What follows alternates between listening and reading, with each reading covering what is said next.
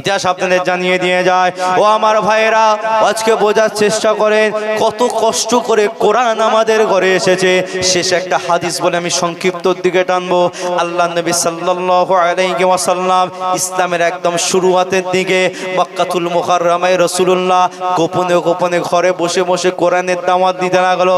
ও আমার ভাইয়েরা, এ আমার নওজোয়ান যুবকেরা, এ আমার রাসূলুল্লাহ দিওয়ানারা, আল্লাহর রাসূল ঘরে বসে গোপনে গোপনে কিছু সাহাবাকে রাসূল নিয়ে কোরআনের কথা বলতে লাগলেন। এই সাহাবাদের ভেতরে একজন কাফের ব্যক্তি, সেও গোপনে গোপনে সেই সাহাবায়ে কেরামদের ভেতরে বসে বসে রাসূলুল্লাহর কথাগুলো শুনতেন। বুখারী শরীফের হাদিস শরীফে এসেছে, সেই ছেলেটার বয়স বলা হয়েছে 32 বছর। বাপ ছিল না, মানে মারা গিয়েছে। চাচার কাছেই বড় হয়েছে, লালিত পালিত হয়েছেন। চাচাই হচ্ছেন বাপ, চাচাই হচ্ছেন গার্জেন। মাও হায়াতে ছিল, সেও চাচার কাছে থাকত। সব চাচা। নাম বলা হয়েছে আবু উজ্জা। কি নাম বললাম? আবু উজ্জা। 32 বছরের যুবক, একদম তরু তাজা ছিল। গোপনে গোপনে রসুলের কাছে বসতেন, কথাবার্তা শুনতেন। একদিন, দুদিন, 3 দিন, 4 দিন কন্টিনিউয়াসলি রসুলুল্লাহর কাছে বসতেন। চাচাকে জানতে দিত না, গোপনে গোপনে আসতেন। ঠিক এইরকম তারা আস্তে আস্তে একদিন চাচা আবু উজ্জাকে সাথে করে নিয়ে ব্যবসায় চলে গেছে। অনেক বড় ওয়াকিয়া, আমি ছোট করছি। কোথায় চলে গেছেন?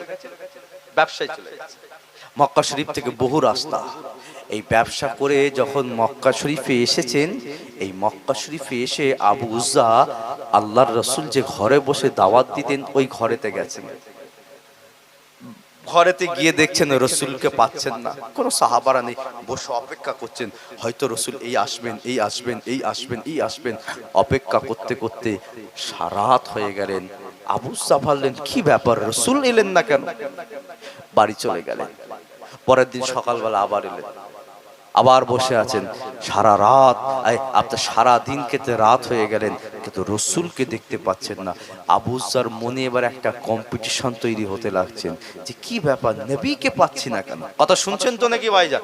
ইতস্ততা বোধ করছেন নাকি? দেখেন, কষ্ট করিয়ে ওয়াজ শুনে লাভ নেই যে হুজুরকে নিচে অতক্ষণ ওয়াজ করাতেই হবে, আমরা চুপ করে বসে থাকবো। কষ্ট করে ওয়াজ শুনিয়ে লাভ নেই। যদি ইতস্ততা বোধ মনে হয় যে কষ্ট হচ্ছে, হুজুর দোয়া করে দেন, বলেন দোয়া করে দেবো, কোনো সমস্যা নাই। অসুবিধা হচ্ছে নাকি বলেন? একটু বলে, হাত তুলে দেখান তো দেখি কারা কারা বলছেন জলসা শেষ করে দেবো। ভাই দেখেছে কেউ আবার বলে, কি মনে হচ্ছে? মনে থাকলেও বলতে পারো, ধরলি এখানে তো পিটাবে যে। ভাইজান, এ কথা বলি সংক্ষিপ্ত করব যে সাহাবারা নবী ছাড়া চিনতেন না, আর সাহাবারা হক এবং সত্য এবং হক আপনার ন্যায়ের উপরে প্রতিষ্ঠা ছিলেন। আবু উজ্জা হুজুর একদিন এলেন, রসুলকে পাচ্ছেন না। দুদিন এসছেন, রসুলকে পাচ্ছেন না। 1 সপ্তাহ কেটে গেল, মক্কা শরীফে রসুলকে দেখতে পাচ্ছেন না। আচ্ছা আপনারা বলেন, আপনাদের গ্রামে একটা মানুষ দীর্ঘদিন আপনাদের সাথে ছিলেন, হঠাৎ করে যদি 1 সপ্তাহ আপনি তাকে দেখতে না পান, আপনারা জিজ্ঞেস করবেন না? মনে একটা কৌতূহল, কোথায় গেল বলতো, চলে গেল না কোনো অসুবিধা হলো, কি হলো? এটা তো সাধারণত ব্যাপারে তো জিজ্ঞেস করব। এখন এই আবু উজ্জা প্রকাশ্যভাবে কাউকে জিজ্ঞেস করতে পারছে না, কারণ যদি জিজ্ঞেস করি আমাকে যদি মারে, কষ্ট দেয়, আঘাত করে, দুঃখ দেয়, আমাকে যদি যন্ত্রণা দেয়, আমাকে মারে, ভয়ে প্রকাশ্য জিজ্ঞেস করতে পারছে না। হাদিস শরীফ এসেছেন আবু উজ্জা নিজের ঘরে রাসূলের ভালোবাসায় খাওয়া দাওয়া পর্যন্ত ছেড়ে দিয়েছে, রাসূলকে পাচ্ছে না, কোথায় গেল? ইতিহাস আপনাদের জানিয়ে দিয়ে যায়। ও দুনিয়ার মুসলমানেরা, এই আমার রাসূলুল্লাহর উম্মত উম্মতিরা, আমার মুজাদ্দিদুজ্জামানের মুরিদ মুতাকিদিন গণেরা, আজকে বোঝার চেষ্টা করবেন আল্লাহর নবী সাহাবায়ে কেরামেরা আমার নবী পাককে ছাড়া কিছুই জানতো না। রাসূলের হায় হা, রাসূলের নাই না, রাসূল যেটা বলবে সেটা আমরা করব। রাসূল যদি বলে ডান দিকে চলো, আমরা ডান দিকে যাব। রাসূল যদি বলে বাঁ দিকে চলো, আমরা বাঁ দিকে যাব। এটাই তো বলে নেতৃত্ব মাননেওয়ালা। এটাই বলে নেতা মাননেওয়ালা, এটাই বলে নেতৃত্বকে মাননেওয়ালা। এজন্য বলা হয়েছে ও আমার ভাইয়েরা, আমার সমাজের যুবকেরা, এজন্য আজকে আমাদের বড় প্রয়োজন হয়ে গেছে। হক নেতার বড় দরকার, সত্য নেতার বড় দরকার, যে আমাদের হয়ে কথা বলবে, আমাদের পাশে দাঁড়াবে, আমাদের জন্য বলবে, আমাদের জন্য নড়বে, আমাদের হয়ে পক্ষে থাকবে, আমাদের হয়ে কথা বলবে। কারণ যারা আমাদের পক্ষে হয়ে কথা বলছে সব স্বার্থ ছাড়া আর কিছুই নয়। জিতে যাওয়ার পরে সব লাথি মেরে তাড়িয়ে দেবে, কেউ আপনার হয়ে কথা বলবে না, না পার্লামেন্টে কথা বলবে, না রাস্তায় কথা বলবে, না পুলিশের সামনে কথা বলবে, না আপনার পক্ষে হয়ে দাঁড়িয়ে কথা বলবে, কেউ আপনার পাশে থাকতে পারবে না। ও আমার ভাইয়েরা, এজন্যই বলা হয়েছে হক এবং সত্য এবং ন্যায় এবং নেতৃত্বর বড় প্রয়োজন হয়ে গিয়েছে। আল্লাহ নবী সাহাবা আবু উজ্জা তখনও পর্যন্ত রাসূলুল্লাহর হাতে হাত দিয়ে ইমানের কলমা পড়ে মুসলমান হয় নাই। আবু উজ্জা দিন যায় রাত আসে, খাওয়া দাওয়া বন্ধ করে দিয়েছে। চাচা বলল, কি ব্যাপার আবু উজ্জা, খাওয়া দাওয়া কেন বন্ধ করে দিয়েছিস বাবা? তোর কি কোনো কষ্ট হচ্ছে নাকি? আমার কথাই কষ্ট পেয়েছে, আমার কথাই দুঃখ পেয়েছিস? এই আমার আবু উজ্জা, কেন বাবা খাওয়া দাওয়া বন্ধ করে দিয়েছিস? আবু উজ্জা কোনো কথা বলছেন না। সকালে বেরিয়ে যায়, সারাদিন রাসূলুল্লাহকে মক্কার জমিনে খোঁজে, কোথাও নবীকে পাচ্ছে না। এক সপ্তাহ কেটে যাওয়ার পর আবু উজ্জা বড় সাহস নিয়ে, শক্তি নিয়ে, মনকে বড় করে মক্কার একটা মানুষকে জিজ্ঞাসা করলো, ও মক্কার মানুষ আপনি কি বলবেন? আব্দুল্লাহর বেটা মুহাম্মদ সাল্লাল্লাহু আলাইহি ওয়াসাল্লামকে দেখতে পাচ্ছি না কেন? ও আমার জয়েরা, ওই সময় আবু উজ্জাকে বলা আলো, আবু উজ্জা তুমি যে মুহাম্মদ সাল্লাল্লাহকে খুঁজছো, ওই মুহাম্মদ সাল্লাল্লাহু মক্কা ছেড়ে মদিনার জমিনে হিজরত করে চলে গিয়েছে। এই কথা শোনার সঙ্গে সঙ্গে আবু উজ্জার চোখ দিয়ে পানি গড়িয়ে যায়। আয় আমার আল্লাহ, কেমন করে নবীর কাছে যাব, কেমন করে চাচাকে বলবো, কেমন করে নবীর কাছে যাব? আমার রাসূল মদিনায় চলে গেছে। মক্কা থেকে মদিনা বহু রাস্তা, বহু পথ, বহু দূরের রাস্তা, কেমন করে নবীর কাছে যাব? আর হয়তো নবীর কাছে যাওয়া হবে না, আর হয়তো রাসূলের বলা হবে না, আর হয়তো রাসূলের দিদার হবে না। এই ভাবতে ভাবতে ভাবতে ভাবতে আল্লাহ নবীর মোহাব্বতে আবু উজ্জা ঘরে বালিশের উপরে মাথা রেখে কাঁদতে শুরু করে দিয়েছে। এটা যখন নিজের চাচা লক্ষ্য করে দেখলো আবু উজ্জা কেন কান্নাকাটি করে, ও আমার ভাইয়েরা, ও আমার নওজোয়ান যুবকেরা, ও আমার মুসাদ্দিদুজ্জামানের মুরিদ মুতাকিদিন গণেরা, এই কথা দেখার সঙ্গে সঙ্গে আবু উজ্জা চাচা বলল, এ আবু উজ্জা রে, কি হয়েছে বাবা তোর? কেন তুই এমন করে কাঁদছিস বাবা? আমাকে বল, কেন তোর কি অসুবিধা হয়েছে? আবু উজ্জা বলল, চাচা আপনি যদি জানতে চান তাহলে আপনাকে দুটো প্রশ্ন আমি করব, এই দুটো প্রশ্নের উত্তর আপনাকে আমাকে দিতে হবে। চাচা বলল, তোর কি প্রশ্ন রয়েছে আমাকে বল। বলল, প্রথম নম্বর প্রশ্ন হলো, আয় আমার চাচা, আব্দুল্লাহর বেটা মুহাম্মদ সাল্লাল্লাহু আলাইহি ওয়াসাল্লাম সম্পর্কে আপনার চিন্তা ভাবনা কেমন রয়েছে? ও সমাজের যুবকেরা, আয় আমার রাসূলুল্লাহ দিওয়ানারা, ওই সময়ে আবু উজ্জা চাচা বলেছিল, এ আবু উজ্জা রে, আব্দুল্লাহর বেটা মুহাম্মদ সাল্লাল্লাহু সম্পর্কে কি কথাই তোমাকে বলবো। তিনি হলেন সত্যবাদী, জীবনে কোনোদিন মিথ্যা কথা বলে নাই, কোনোদিন আমানতের খেয়ানত করে নাই, কোনোদিন খারাপ কাজ করে নাই, মানুষের ভেতরে দ্বন্দ্ব লাগায় নাই, হক কথা বলে গেছে, সত্য কথা বলে গেছে, মিষ্টি ভাষা দিয়ে গেছে, চরিত্রটা সুন্দর। এক কথাই বলা যায় মুহাম্মদ সাল্লাল্লাহু হলো উত্তম চরিত্রের অধিকারী। ওই সময় আবু উজ্জা বলল, আয় আমার চাচা, দ্বিতীয় নম্বর হলো আমার প্রশ্ন, আপনি কি কোনোদিন সেই মুহাম্মদ সাল্লাল্লাহুকে নবী বলে কি মেনে নেবেন? এই কথা বলার সঙ্গে সঙ্গে ওই সময় চাচা বলেছিল, আবু উজ্জা রে, এমন কথা বলবি না, আমার শরীরে এক ফোঁটা রক্ত থাকা পর্যন্ত আমি কোনোদিন মুহাম্মদ সাল্লাল্লাহুকে নবী বলে, নেতা বলে মেনে নিতে পারবো না। ওই সময় আবু উজ্জা বলল, আয় আমার চাচা, আপনি জানেন না, জানেন না, আমি গোপনে গোপনে সেই মুহাম্মদ সাল্লাল্লাহুর কাছে যেতাম, তার কাছে বসতাম, তার কথা শুনতাম, তার আদর্শ দেখতাম, তার আখলাক দেখতাম।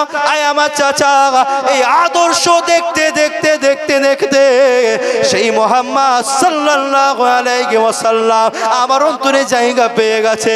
আয় আমার চাচা, আমি আপনাকে জানিয়ে দিলাম যে মুহাম্মদ সাল্লামকে আপনি সত্যবাদী বললেন, হক বান্নেওয়ালা বললেন, আদর্শওয়ালা বললেন, আল আমিন বললেন। আপনি যে মুহাম্মদ সাল্লামকে উত্তম চরিত্রের অধিকারী বললেন, আয় আমার চাচা, সেই মুহাম্মদ সাল্লামকে আমি আবু উজ্জা নবী বলে মেনে নিলাম।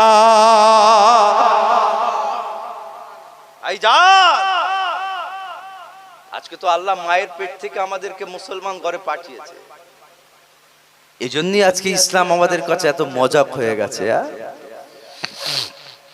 রসুল বলেছেন যে কিয়ামতের আলামতের একটা নমুনা হবে, মসজিদের যারা দায়িত্বই থাকবেন সব সুদ, ঘুষ, জেনা, ব্যভিচার এবং হারাম কাজে লিপ্ত থাকাওয়ালা ব্যক্তিরা। রসুল বলেছেন যা আপনার কিয়ামতের আলামতের নমুনা হবে, কর্মস্থান বলেন, ঈদগাহ বলেন, বিভিন্ন ইসলামিক যে সমস্ত জিনিসগুলো আছেন তার দায়িত্ব নিয়ে এরা বসে থাকবে যারা হারাম খেয়ে খেয়ে বেরিয়েছে। কি গো, রাগ করছেন নাকি আমার কথায়? রাগ হতে পারে। রসুল বলেছেন কিয়ামতের আলামতের নমুনা হবে, আল্লাহ এলেমকে পৃথিবীর জমিন থেকে আসমানে তুলে নেবে। আল্লাহ বলেছেন যারা সিংহাসনে বসবে সব মূর্খ, এই দেশ পরিচালনা করবে মূর্খ। রসুল বলেছেন জাহান আপনার কিয়ামতের আলামতের নমুনা। বলেন তো কে পরিচালনা করছে? মিলছে কি মিলেনে রসুলের হাদিসের সাথে? কথা বলছেন না কেন? নবী বলেছেন কিয়ামতের আলামতের নমুনা হবে মেয়েরা নেতৃত্ব দেওয়া শুরু করবে। মিলছে কি মিলেনে অক্ষরে অক্ষরে? রসুল বলে গেছেন কিয়ামতের আলামতের নমুনা হবে যে একটা পুরুষ সম্ভবত 55 থেকে 60টা মহিলার দায়িত্ব তাকে নিতে হবে। রসুল বলছেন কিয়ামতের আলামতের নমুনা হবে ছেলেরা ভয়ে গাছের মাথায় উঠে পড়বে মেয়েদের তারায়। অনেক হাদিসের ব্যাখ্যা আছে। কি মনে করছে এখন? আপনারা মনে করছেন কোনো ব্যাপার নাই, 2-3টে মেয়েকে নিয়ে ঘোরাচ্ছি, বাবা কিচ্ছু কাজ হবে না, সব জাহান্নামের আখড়া। রসুল বলেছেন মেয়েরা হলো শয়তানের একটা ফাঁদ। কষ্ট নেবেন না আমার মা বোনদের বলছি, এটা আমার নবীর হাদিস বলে যাচ্ছে, আপনি অবাক হয়ে যাবেন। যত বড় বড় বাদশাহী নষ্ট হয়েছে সব মহিলাদের জন্য। কেউ ভুল বলছি নাকি বলেন? ইতিহাস পড়েন, আব্বাসি পিরিয়ডের ইতিহাসগুলো পড়েন, এই যে সুলতানি পিরিয়ডের ইতিহাসগুলো পড়েন, আপনি ওসমানীয় সভ্য আপনার ওসমানীয় পিরিয়ডের ইতিহাসগুলো পড়েন। শেষ উসমান যিনি ছিলেন, নেতৃত্ব দিয়েছিলেন, তাকে পরাজিত করলো কারা? এই মেয়েরাই পরাজিত করেছে তাকে। খুব খতরনাক জিনিস, আল্লাহ হেফাজত করেন, বলেন আল্লাহুম্মা আমিন। ভাইজান, আবু উজ্জা বলল চাচা আমি সেই নবীকে নবী বলে মেনে নিয়েছি। চাচা বলল তুই তাহলে আমার ঘর থেকে বেরিয়ে যা, আমার ঘরে তোর কোনো জায়গা নেই। বলল চাচা সব ছেড়ে দিতে রাজি আছি, কিন্তু আমিনা লালকে ছাড়তে পারবো না। জোরে বলে। বলে এত বড় কথা, ঠিক আছে চলে যা। আবু উজ্জা 2টো কদম বার করেছেন। চাচা বলল এই আবু উজ্জা, আবু উজ্জা তুই যে জামাটা পরে আছিস এই জামাটা তো আমার টাকা পয়সা দিয়ে কিনে দেওয়া, এই জামাটা আমার কাছে খুলে দিয়ে তুই তোর মুহাম্মাদের কাছে যা। ইতিহাস আপনাদের জানিয়ে দিয়ে যায়, ও আমার সমাজের যুবকেরা, আয় আমার রাসূলুল্লাহ দিবানারা, আবু উজ্জার সঙ্গে সঙ্গে নিজের জামাটা খুলে চাচার কাছে ফেলে দিয়ে বলল চাচা আমি চলে যাচ্ছি আপনার ঘরে, আর আমি থাকবো না। ও আমার সমাজের যুবকেরা, চাচা ওই সময়ে বলল এ আবু উজ্জা রে, কোথায় তুই চলে যাচ্ছিস? ওপরের জামাটা শুধু নয়, কোমর থেকে নিচুই যে কাপড়টা পরে রয়েছিস এই কাপড়টাও তো আমার টাকা পয়সা দিয়ে কিনে দেওয়া। এ আবু উজ্জা তুই যদি তোর নবীর কাছে যেতে চাস, যেমন উপরের জামাটা খুলে আমার কাছে দিয়ে দিয়েছিস, তাহলে তোকে এই কোমর থেকে নিচুর কাপড়টাও খুলে আমার কাছে রেখে দিয়ে চলে যেতে হবে। ও আমার সমাজের যুবকেরা, আবু উজ্জা সঙ্গে সঙ্গে চাচার কদমটা জড়িয়ে ধরে বলে এ আমার চাচা, আমার ইজ্জতকে বেউজ্জতি করবেন না, আমাকে অপমান করবেন না, উলঙ্গ করবেন না। এ আমার চাচা, আপনি আমাকে মারেন, কষ্ট দেন, আঘাত দেন, দুঃখ দেন, যন্ত্রণা দেন, আপনি আমাকে টর্চার করতে পারেন, কিন্তু এ আমার চাচা, আমার শরীর থেকে আমার কাপড়টা উলঙ্গ করে নেবেন না। ওই সময় চাচা বলেছিল, আবুজ্জা, তোমার কাছে শুধুমাত্র দুটো অপশন রয়েছে, হয় তোমাকে নবী ছাড়তে হবে, না হয় তোমাকে কাপড় খুলতে হবে, নাই তোমাকে কাপড় উলঙ্গ করতে হবে, নাই তোমাকে তোমার রাসূলুল্লাহকে ছাড়তে হবে। এ আমার সমাজের যুবকেরা, একটু ভালো করে মনে রেখে দিও, সেই রাসূলুল্লাহ সাহাবাদেরকে কত কষ্ট করতে হয়েছে, সেই রাসূলুল্লাহ সাহাবাদের হাতে দড়ি পড়তে হয়েছে, সেই রাসূলুল্লাহ সাহাবাদের বুকে পাথর চাপা দিতে হয়েছে, সেই রাসূলুল্লাহ সাহাবাদের উত্তপ্ত মরুভূমির উপরে বালি চাপা দেওয়া হয়েছে, সেই রাসূলুল্লাহ সাহাবাদেরকে তেলায় চাটায়ে আর গোল করে ঘিরে দুদিক থেকে আগুন দেওয়া হয়েছে। আল্লাহ বলা ছাড়, রাসূল বলা ছাড়, কোরআন বলা ছাড়, দিন বলা ছাড়, ইসলাম বলা ছাড়। আয় আমার সমাজের মুসলমানেরা, আজকেও তো আমার মুসলমানদের হাতে দড়ি পরা হচ্ছে কি হয়নি, মারা হচ্ছে কি হয়নি, বলা হচ্ছে কি হয়নি। আল্লাহ বলা যাবে না, নবী বলা যাবে না, আযান দেওয়া যাবে না, কোরআন কথা বলা যাবে না, আল্লাহর ওয়াহদানিয়তের কথা বলা যাবে না, ইসলামের কথা বলা যাবে না, শরীয়তের কথা বলা যাবে না। এ আমার মুসলমানেরা, সেই সময়টা আস্তে আস্তে ফিরে আসছে। আমার নবী সাহাবাদেরকে যেভাবে কষ্ট দেওয়া হয়েছে, আজ আমারও মুসলমানদেরকে হাজারো ভাবে এরকম ভাবে কষ্ট দেওয়া হয়। আমার ঘরের ছেলেরা, ওরা ভালো রকম এটা জানে, এই মুসলমানদের ইমানের পাওয়ার হলো আলাদা, ক্ষমতা হলো আলাদা, জজবা হলো আলাদা। এরা মরে যাবে, এরা শেষ হয়ে যাবে, কিন্তু রসুলকে এরা ছাড়বে না, আল্লাহকে এরা জীবনে ছাড়বে না। এরা আল্লাহ আল্লাহ আল্লাহ আল্লাহ আল্লাহ বলতে বলতে যদি এদের মওত হয়ে যায়, আল্লাহ পাক এদের মওতটা জান্নাতি জান্নাতি ঘোষণা করে দেয়। এটাই তো পাওয়ার, যে এদেরকে এত মারছি, এরা আল্লাহর পথ থেকে যাচ্ছে না। কথা ভুল বলছি না কি গো? দড়ি আমাদের হাতে পরানো হচ্ছে কি হয়নি? মার, মার ওকে মার। আল্লাহ বলা যাবে না, রাসূলের সাহাবাদেরকেও করেছে, আজকে আমাদেরকেও করতে শুরু করেছে। মিলাচ্ছি ভাইজান, মিলাচ্ছি। এখনো বলে যাচ্ছি, প্লিজ হাত জোর করে বলে যাচ্ছি আপনাদেরকে, হারাম থেকে সরে আসেন, হারাম কাজে যাবেন না, লিপ্ত হবেন না। আল্লাহ আমাদেরকে সহি সমাজ বুঝ দেন, বলেন আল্লাহুম্মা আমিন। অনেক কথা ছিল, অনেক আলোচনা ছিল, আর আমি বাড়াবো না, এখানেই সমাপ্তর দিকে রাখছি। আল্লাহ যদি আবার কোনোদিন মৌকা দেয়, আবার যদি আসি, আবার ইনশাল্লাহ আলোচনা রাখবো। কষ্ট পেলেন নাকি আমার কথা? কষ্ট পেয়েছেন? আল্লাহ যদি চাই ইনশাল্লাহ আবার আসবো, অসুবিধা আছে নাকি?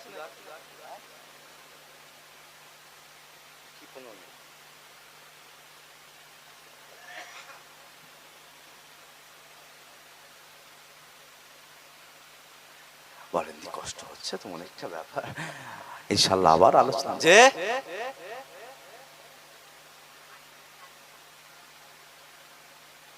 কি বলছে?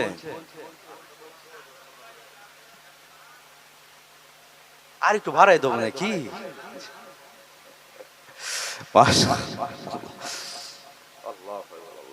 খুব কষ্ট হচ্ছে, কি করা যায়? এসেছি কষ্ট করে, একটু করেই যাই, আর জানি না আসতে পারবো কিনা। আমার কথায় দুঃখ পেয়েছেন নাকি গো ভাইজান? পাচ্ছেন না তো? যে হক কথা একটু কষ্ট লাগতে পারে, তাও অনেক বলছি না, চেপে রাখছি। কারণ যেহেতু ফার্স্ট টাইম আপনাদের কাছে আমার এখানে আসা, প্রথম আমার আসা, আমার ওইদিকে তো আমি তো চুটিয়ে বলে যাই, বুঝতে পারেন? কিছু মনে করি না তো।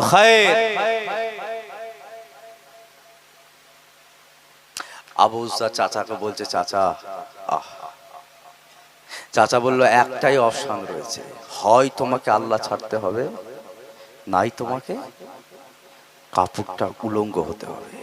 বলেন ভাইজান, আল্লাহ পাক আমাদের কি খাবার অভাব দিয়েছে, পড়ার অভাব দিয়েছে, শোবার অভাব দিয়েছে, টাকা পয়সার? আল্লাহ তো কিছুই অভাব দেয়নি।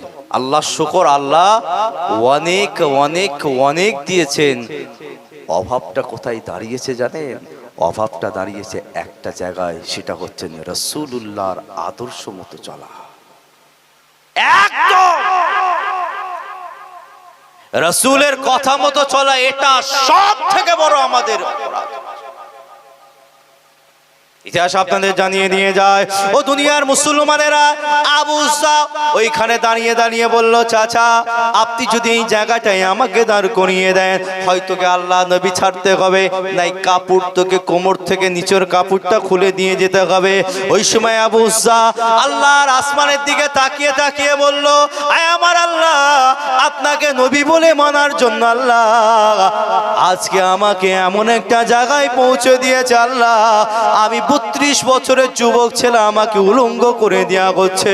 এই সময় এই করতে আবু উসাব আল্লাহর দরবারে এই বলতে বলতে ওই সময়ে দেরি না করে আর নিজের কোমর থেকে কাপড়টা খুলে চাচার দিকে ছুঁড়ে দিয়ে বলল, আয় আমার চাচা, আপনার যদি মনে হয় এই কাপড়ের জন্য আমি নবী ছেড়ে দেবো, রসুল ছেড়ে দেবো, আল্লাহ ছেড়ে দেবো, দিন ছেড়ে দেবো, কোরআন ছেড়ে দেবো, আয় আমার চাচা, এটাই আপনার সব থেকে বড় ভুল হয়ে যাবে।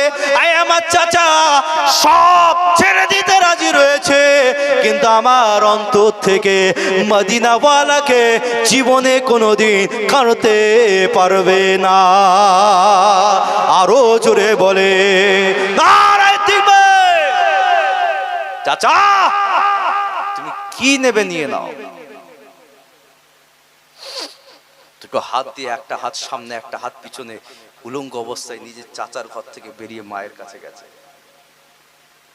মায়ের ঘরের দরজাটা দিয়া, মা দরজাটা খোলে, আমি আপনার ছেলে আবু উসাব এসেছি, দরজাটা খোলে। মা দরওয়াজাটা খুলে যখন দেখছেন নিজের একটা প্রতিষ্ঠিত ছেলেকে উলঙ্গ অবস্থায় দেখছেন, বলুন তো কোনো মা তার মাথাটা কি ঠিক থাকবে? একটা প্রতিষ্ঠিত ছেলে, পাগল আলাদা কথা, ম্যাড আলাদা কথা, যে পাগল ও ম্যাড ওটা আলাদা কথা, কিন্তু প্রতিষ্ঠিত ছেলেকে উলঙ্গ অবস্থায়, ওহ ইতিহাস আপনাদের জানিয়ে দিয়ে যায়।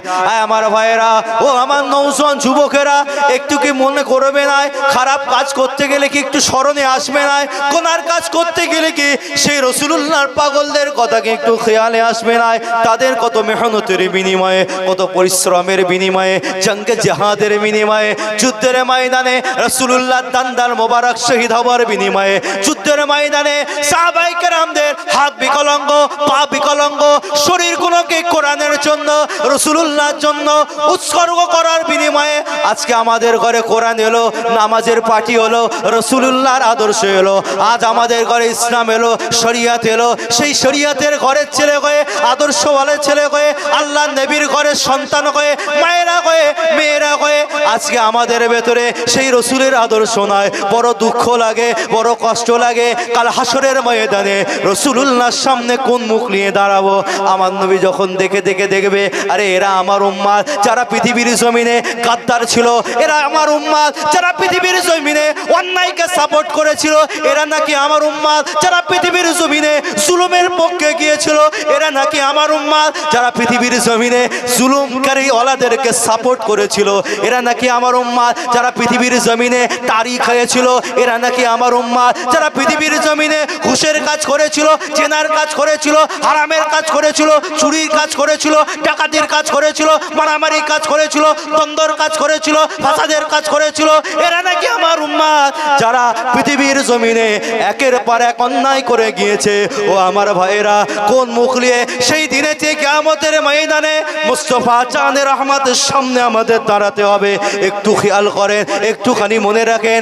এখন দাঁড়িয়ে দাঁড়িয়ে মাইনাস করেছে, তাদের কাছে আমার রিকোয়েস্ট, দাঁড়িয়ে দাঁড়িয়ে মাইনাস করবেন না, বসে বসে মাইনাস করে। যারা মসজিদে যাচ্ছেন না, আপনাদের কাছে রিকোয়েস্ট, ভাইজান মসজিদের ঘরেতে আসেন, আল্লাহর কাছে সিজদা করেন, আল্লাহকে ডাকেন, আল্লাহকে বলেন, আল্লাহর কাছে কাঁদেন। না হলে আস্তে আস্তে আমরা যত আল্লাহ থেকে সরে যাব, আমার আল্লাহ আমাদের উপরে তত আযাব আর গজব আল্লাহ দান করতে থাকবে। ও আমার ভাইয়েরা, সেই আবু উসাব মায়ের সামনে দাঁড়িয়ে রয়েছে। মা বলল, আমার ছেলে, বাবা কি হয়েছে তোর? বাবা পাগল হয়ে গেছিস নাকি? কি হয়েছে বাবা তোর? উলঙ্গ অবস্থায় দাঁড়িয়ে আছিস কেন বাবা? ওই সময় আবু উজ্জা বলেছিল, আয় আমার আম্মা, আমি পাগল হয়ে গেছি ঠিকই কথা, কিন্তু দুনিয়ার কোনো মানুষের জন্য পাগল নয়, আমি পাগল হয়ে গেছি মদিনাওয়ালার জন্য, আমি পাগল হয়ে গেছি। আয় আমার আম্মা, আয় মুহাম্মাদুর রাসূলুল্লাহ সাল্লাল্লাহু আলাইহি ওয়াসাল্লামকে নবী বলে মানার জন্য আমার চাচা আমার সব কিছু কেড়ে নিয়েছে। আয় আমার আম্মা, আমি আপনার কাছে একটা কাপড়ের ভিক্ষা চাইতে এসেছি। ওই সময় মা বলল, বাবা ছেলে, আমার কাছে সেরকম কাপড় বলে কিছুই নাই, যা বাবা ঘরে চলে যায়, একটা শুধুমাত্র ছেঁড়া কম্বল রয়েছে, এটা ছাড়া আমার কাছে আর কিছু নয়। আবু উজ্জা ঘরে চলে গেল, ছেঁড়া কম্বলটা নিল, সম্মুখ দিকে চাপা দিলে পিছন দিকটা দেখা যায়, পিছন দিকটা চাপা দিলে সম্মুখ দিকটা ওপেন হয়ে যায়। ওই সময় আবু উজ্জা ওই কম্বলটাকে আবার দুটো ভাগে ভাগ করে নিয়ে সম্মুখ এবং পিছন দিকটা দিয়ে একটা দড়ি দিয়ে বেঁধে মাকে বলল, আম্মা বিদায় নিয়ে চলে যাচ্ছি আম্মা, আর হয়তো দেখা হবে না, আর হয়তো বলা হবে না, আর হয়তো দিদার হবে না। আয় আমার আম্মা, আপনি আমার জন্য দোয়া করে আমি যেন আমার নবীর কাছে চলে যাই। ওই সময় মা বলল, বাবা আমি মা হয়ে দোয়া করছি, বাবা তুই চলে যা, চলে যা, তোর আল্লাহ তোর নবীর সাথে তোর দিদার নসিবে হয়ে যাবে। ভাইজান, মক্কা শরীফ থেকে মদিনা শরীফের রাস্তাটা কত জানেন? এখানে হাজী সাহেব কেউ আছেন? আছেন? কত রাস্তা জানেন? 500 থেকে প্রায় কম বেশি 550 কিলোমিটার। এখন ট্রেন হয়ে গেছেন, প্লেন হয়ে গেছেন, বুলেট ট্রেন হয়ে গেছেন, বাস হয়ে গেছেন, রাস্তা হয়ে গেছে। না তখন কোনো গাড়ি ছিল, না তখন কোনো রাস্তা ছিল, কোনো পা ছিল না, অর্থাৎ আবু উজ্জার পায়েতে কোনো চপ্পল ছিল না। মরুভূমির উত্তপ্ত বালির উপরে একটা মানুষ কতক্ষণ হাঁটতে পারবে বলেন তো? আপনি বেশিক্ষণ হাঁটতে পারবেন? আমাদের পায়ের চামড়াটা নরম না শক্ত বলেন তো? পাতলা না? খুব পাতলা পায়ের চামড়া, ওই জন্য হালকা কিছু লাগলে আমরা সেটাকে অনুমান করতে পারি। ভাবেন আবু উজ্জা মক্কা থেকে মদিনা, এত রাস্তা রাসূলের মোহাব্বতে বেরোচ্ছেন, পায়ে কোনো জুতো নেই, শরীরে কোনো জামা নেই, শুধুমাত্র দুটো কম্বল, একটা সামনের দিকে একটা পিছন দিক থেকে বেঁধে আল্লাহর নাম নিয়ে মক্কা থেকে মদিনার দিকে রাসূলের মোহাব্বতে রওনা হয়ে গেলেন। জোরে বলুন সুবহানাল্লাহ। আপনি কি করলেন? আপনার নবীর জন্য আপনি কি করলেন? একটা কাজ করতে পারলেন না? হ্যাঁ, অন্যান্য কিছু করতে পারছি না, অন্তত সত্য কথাটা বলবো, এটা কি পারবো না আমরা? অন্যান্য কাজ করতে পারছি না, অন্তত হককে সাপোর্ট তো করতে পারি আমরা। যারা সত্যর কাছে আছে আমরা তার সত্যর পক্ষে দাঁড়াতে তো পারি। কিছু করতে পারি আর নাই পারি, যারা হক কথা বলছে, আমাদের হয়ে কথা বলছে, তাদের পাশে তো দাঁড়াতে পারি। কেউ আমাদের নেই, আবার বলে যাচ্ছি, কেউ নেই। ওই যেটা আছে খুব কম, একদম %0। ভাইজান, আবু উজ্জা বেরিয়ে গেলেন, এদিকে চাচা কিছু গুন্ডা বাহিনী ফিট করলেন, এই আবু উজ্জাকে মেরে বালি চাপা দিয়ে চলে যাবে। ইতিহাস আপনাদের জানিয়ে দিয়ে যায়, আমার সমাজের যুবকেরা ও আমার মুসাদ্দিদুজ্জামানের মুরিদ মুতাকিদিন গণেরা, আবু উজ্জা আল্লাহর নবীর মোহাব্বতে বেরিয়ে গেলেন। রাস্তায় যায়, রাস্তায় যায়, পথে যায়, মরুভূমির ওপর দিয়ে যায়, গিরিপথের রাস্তায় দিয়ে যেতে লাগে। এই সময় চাচা কিছু গুন্ডা বাহিনী পাঠিয়ে দিনে আবু উজ্জাকে মারা হলো। এত মার, এত মার, এত মার মারলে আবু উজ্জার শরীরটা রক্তাক্ত হয়ে যায়, পায়ের নিচুগুলোকে মেরে মেরে ফাটিয়ে দেওয়া হয়েছে।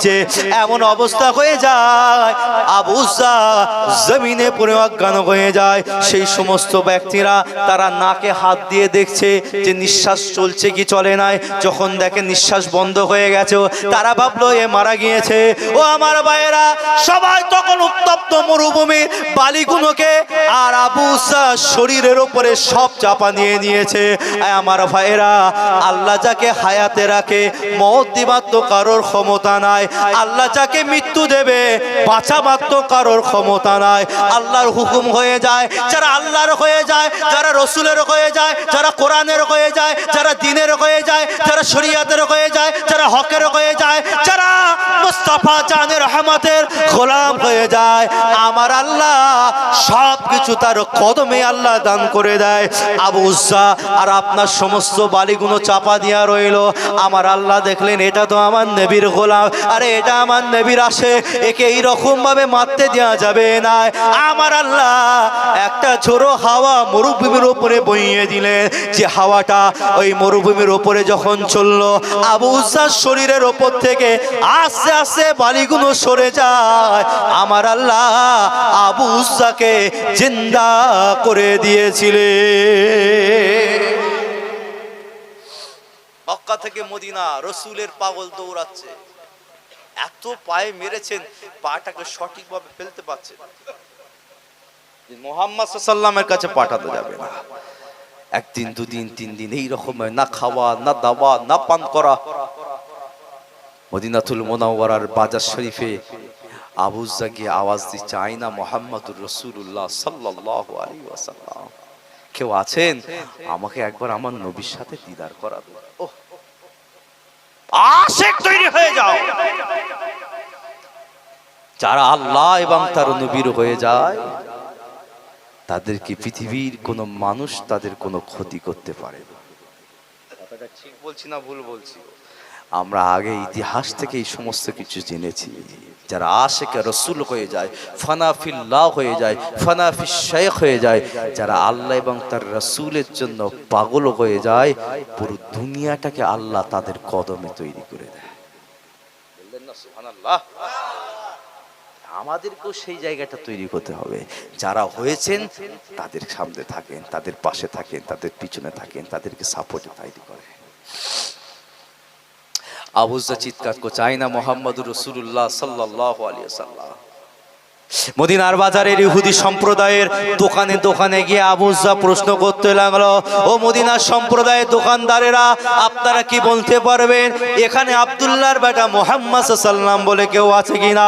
ওই সময় সেই মদিনার দোকানদারেরা বলতে লাগলো, না না, মুহাম্মদ বলে কেউ এখানে নাই। ও সমাজের যুবকেরা, আবু উজ্জা রাসূলুল্লাহর পাগল দেওয়ানা মাস্তানা, পুরো শরীরের চুলগুলো উস্কো খুস্কো হয়ে আছে, পুরো শরীরটা বালি হয়ে রয়েছে। আবু উজ্জা এখানে আওয়াজ দিয়ে চিৎকার করে, আইনা মুহাম্মাদুর রাসূলুল্লাহ সাল্লাল্লাহু আলাইহি ওয়াসাল্লাম, কোথায় আমার নবী আছে, কোথায় আমার রাসূল আছে, কোথায় আমার পয়গম্বর রয়েছে? এই রকম চিৎকার করতে করতে রাসূলুল্লাহর একজন সাহাবা মদিনা শরীফের বাজারে কোনো কাজে গিয়েছেন, তার কানা যখন আওয়াজ শুনে যায়, আরে আমার নবীর নাম ধরে কে ডাকছে নাকি, সঙ্গে সঙ্গে এসে দেখে একজন ব্যক্তি যার শরীরে কোনো কাপড় নাই, চুলগুলো উস্কো খুস্কো হয়ে আছে, পাগল মতো হয়ে আছে, সে আমার রাসূলুল্লাহর নাম ধরে চিৎকার করে। সাহাবে রাসূল বলল, কে ভাই তুমি এই নাম ধরে চিৎকার করছো? আবু উজ্জা ওই সময়ে বলল, ও মদিনার মানুষ, আপনি কি বলতে পারবেন মুহাম্মাদুর রাসূলুল্লাহ সাল্লাল্লাহু আলাইহি ওয়াসাল্লাম কোথায় রয়েছে, কোন জায়গায় রয়েছে? একবার আমি তানাকে দেখতে চাই, আপনি কি আমাকে সাথে করে নিয়ে যাবেন? আমার বাড়ি হলো মক্কায়, অনেক কষ্ট করে এখানে এসেছি।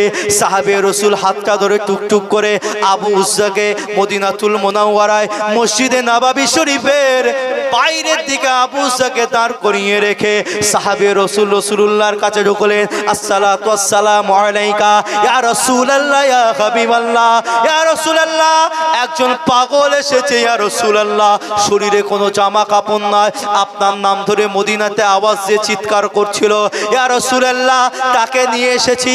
মদিনার মেম্বারের বাইরে দাঁড়িয়ে রয়েছে, মসজিদের বাইরে দাঁড়িয়ে আছে। আমার নবী বললেন, তাকে ডেকে নিয়ে এসো। সাহাবে রাসূল চলে গেলেন, আবু উজ্জার কাছে চলে গেলেন, এ আবু উজ্জা, তোমার নবী তোমাকে ডাকছে। এই কথাটা শোনার সঙ্গে সঙ্গে আবু উজ্জার চোখ দিয়ে পানি গড়িয়ে গড়িয়ে পড়ে। যে রাসূলুল্লাহর জন্য মার খালাম, যে রাসূলুল্লাহর জন্য ঘর হারা গোলাম, যে রাসূলুল্লাহর জন্য বাপ হারা গোলাম, যে রাসূলুল্লাহর জন্য শরীরটা উলঙ্গ হলাম, যে রাসূলুল্লাহর জন্য এত কষ্ট পেলাম, সেই নবী আমাকে ডাকছে। এই কথাগুলোকে মনে করেছে, চোখ দিয়ে পানি গড়িয়ে গড়িয়ে গড়িয়ে যায়, মাথাটা নিচু করে টুকটুক করে রাসূলুল্লাহর দরবারের দিকে যায়। আস্তে আস্তে আমার নবীর সামনে চলে যায়, আমার নবীর দিকে তাকাই নাই। আমার রাসূলুল্লাহ মাথাটা তুলে বলে, বাবাকে কোথায় বাড়ি তোমার, কোথায় বাড়ি তোমার, কি নাম তোমার, তোমার এই রকম হয়েছে কেন বাবা? ও আমার ভাইরা, আমার রাসূলুল্লাহর গলার আওয়াজটা শুনে আবু উসা নিজেকে আর কন্ট্রোল করতে পারলো না, আরো জোরে জোরে কান্না শুরু করে দিল। আর মনে করলো, ইয়া রাসূলুল্লাহ, ইয়া হাবিবাল্লাহ, এটা তো সেই আমার রাসূলুল্লাহর গলা, যে গলাটা বহুদিন হয়ে গিয়েছে, এই গলাটা আমি শুনি নাই, এই গলাটা আমার শোনা হয় নাই। আমার নবী বললেন, বাবা কি নাম তোমার, তুমি আমাকে বলো। ওই সময় আবু উসা বলল, ও মুহাম্মদ আরবি সাল্লাল্লাহু আলাইহি ওয়াসাল্লাম, আমার নাম হলো আবু উসা, আমার বাড়ি হলো মক্কা শরীফে, আপনি আমাকে চিনতে পারবেন না, আপনি আমাকে জানতে পারবেন না। আমি আপনার কাছে বসতাম, আপনার কথা শুনতাম, আপনার আদর্শ শুনে আপনাকে ভালো লেগে গিয়েছিল, কিন্তু ইয়া রাসূলুল্লাহ, ইয়া হাবিবাল্লাহ, আমার বাপ বলে কেউ ছিল না, চাচার কাছেই মানুষ হয়েছিলাম, চাচার সাথে ব্যবসায় গিয়েছিলাম, ব্যবসা থেকে ফিরে আমি আপনাকে মদিনায় খুঁজে পাই নাই। ইয়া রাসূলুল্লাহ, ইয়া হাবিবাল্লাহ, যতদিন যায় আপনার মহব্বতের আগুন আমার অন্তরে দাউ দাউ করে জ্বলে।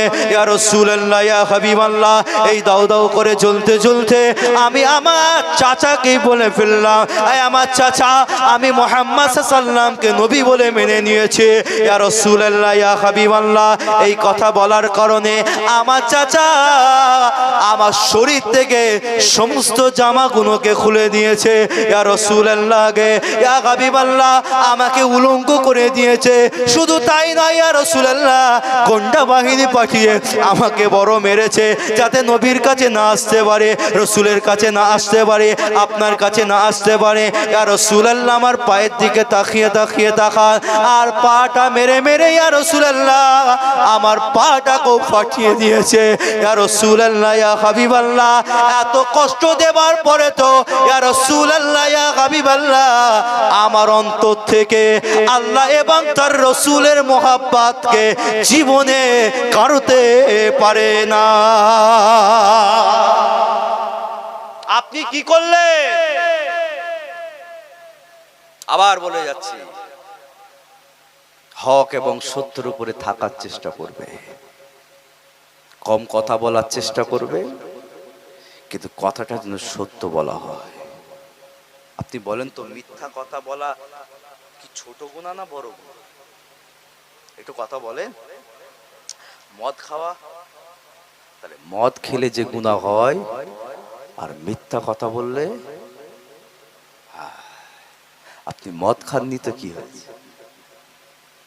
কিন্তু মিথ্যা কথা বলছেন, গুনাহটা বুঝতে পারছেন তো?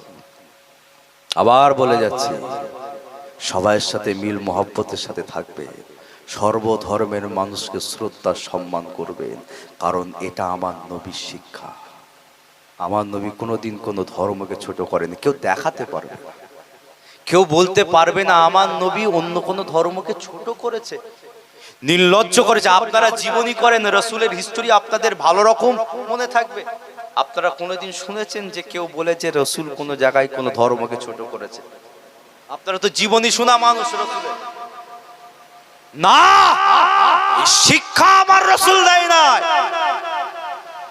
নবী যে শিক্ষা দিয়ে গেছেন, উসওয়াতুন হাসানা শিক্ষা দিয়ে গেছেন, উত্তম আদর্শ শিক্ষা দিয়ে গেছেন। সব ধর্মের মানুষের সাথে শ্রদ্ধা, সম্মান, ভক্তি, ভালোবাসা রাখবেন, কারণ এ ভারতবর্ষ মিল মহাব্বতের ভারতবর্ষ, এ বাংলা সম্প্রীতির বাংলা, সর্বধর্মের মানুষকে কাঁধে কাঁধ মিলিয়ে নিয়ে চলার বাংলা। যেভাবে আছেন সেভাবে থাকবেন, সেভাবে চলবেন।